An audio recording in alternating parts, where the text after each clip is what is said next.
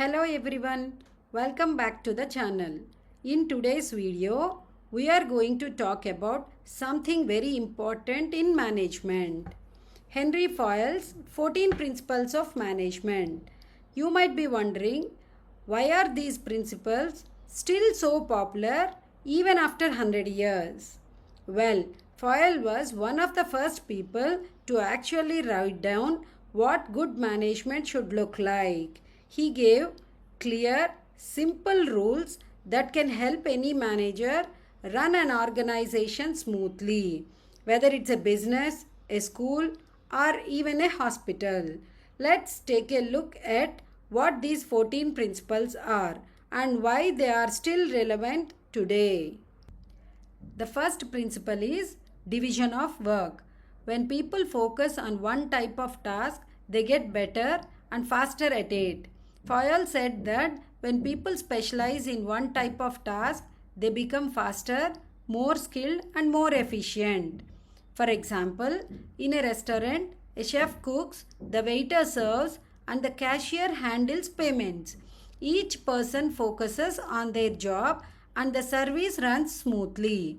That's the power of dividing work the right way.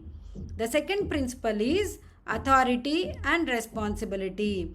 Fayol said that a manager should have the right to give orders but also be responsible for the results.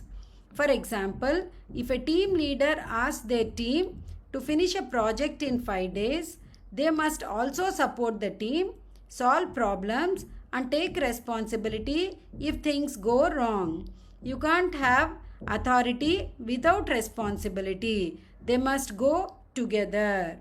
The third principle is discipline. Fayol said that discipline means following rules, respecting agreements, and maintaining good behavior at work. For example, if employees are expected to reach office by 9 a.m. and follow safety rules, they should do so consistently. At the same time, managers should be fair and lead by example. Good discipline creates a professional and respectful work environment. The fourth principle is unity of command. Fayol believed that every employee should receive instructions from only one manager. For example, imagine a marketing executive being told different things by both the sales manager and the HR manager. Confusing, right? This can lead to stress, mistakes, and delays. To avoid this, each person should report to one boss only. So, there is no confusion in work or priorities. The fifth principle is unity of direction. Fayol said that people working on the same goal should follow one plan under one leader. For example, if a company is launching a new product, the marketing team, sales team, and design team should all follow one clear plan for the launch. This keeps everyone focused and prevents confusion. Unity of direction helps the team move together towards the same goal. The sixth principle is subordination of individual interest to general interest. Organizational goals should take precedence over individual desires. This means that the goals of the company should come before personal interest. For example, if an employee wants to leave early but an important team project needs to be finished, they should stay and support the team. When everyone puts the organization's success first, the whole team benefits. The seventh principle is remuneration. Fayol said that employees should be paid fairly for the work they do. For example, if two people are doing the same job with the same experience and effort, they should get similar salaries. Also, rewards like bonuses and incentives help keep employees motivated. Fair pay builds trust and keeps people happy at work. The eighth principle is centralization. It's about how much decision making power stays at the top level of management. For example, in some companies, only top leaders make major decisions. That's centralization. In others, team leaders and lower level managers also make decisions. That's a decentralization. Fayol said that best approach is a balance depending on the size and needs of the company. The ninth principle is the scalar chain. Fayol said that there should be a clear line of authority from the top to the bottom of the organization.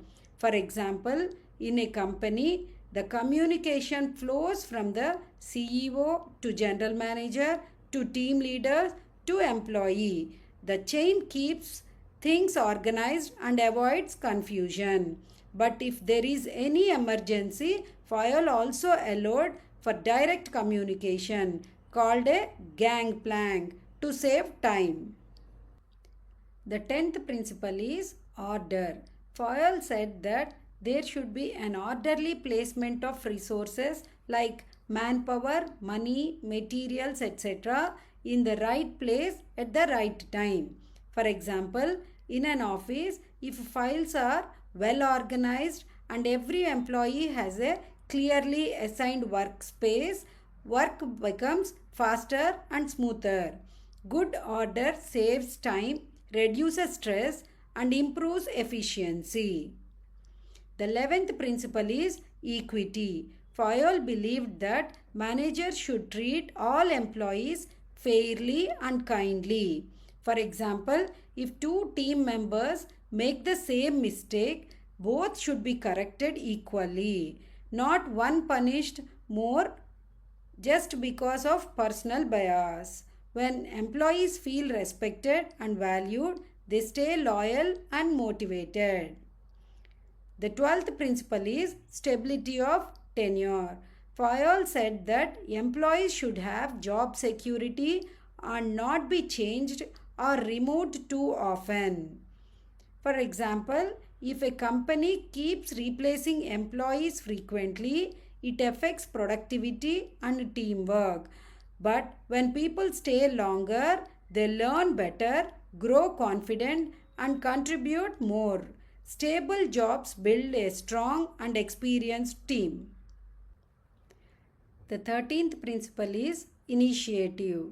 Fayol said managers should encourage employees to take initiative, to think, plan, and act on their own. For example, if an employee suggests a new way to improve customer service, the manager should listen and support the idea. When people feel free to share ideas, it boosts creativity and makes them feel part of the company's success. The 14th and final principle is esprit de corps, which means team spirit. For example, when employees support each other, celebrate success together, and help during tough times, it builds a strong, united team. Fayol said managers should promote harmony and avoid conflicts and create a positive work culture. A happy team is a productive team. To summarize, Henry Fayol's principles gave a strong foundation to the way we understand and practice management today. Even though these ideas were introduced over 100 years ago, they still help managers lead with clarity, fairness, and purpose. Each principle adds a valuable piece to the puzzle, whether it's about teamwork, discipline, structure, or motivation. I hope this video helped you understand these principles in a simple and practical way. That's all for today's video. We will continue exploring more management concepts in the upcoming videos. Thank you for watching.